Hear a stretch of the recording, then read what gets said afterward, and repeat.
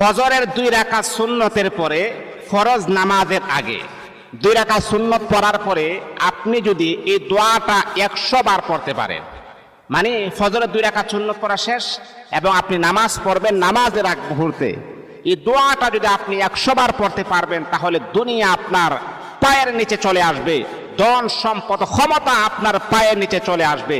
কারণ পৃথিবীতে মানুষ এমনও আছে, এমন আল্লাহ তাআলার বান্দা আছে, কোটি কোটি টাকা পয়সার মালিক, মানুষ তাকে দিতে চায় কিন্তু সে নিতে চায় না।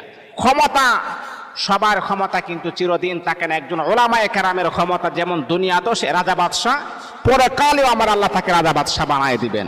ক্ষমতা আপনার পায়ের নিচে চলে আসবে এই দোয়াটা পড়তে পারলে। দোয়াটা বড় সুন্দর চমৎকার একটি দোয়া, সুবহানাল্লাহি ওয়া বিহামদিহি সুবহানাল্লাহিল আযীম আস্তাগফিরুল্লাহ। আপনি 100 বার পড়বেন, আপনার ধন সম্পদ আমার আল্লাহ বাড়াইয়া দিবেন।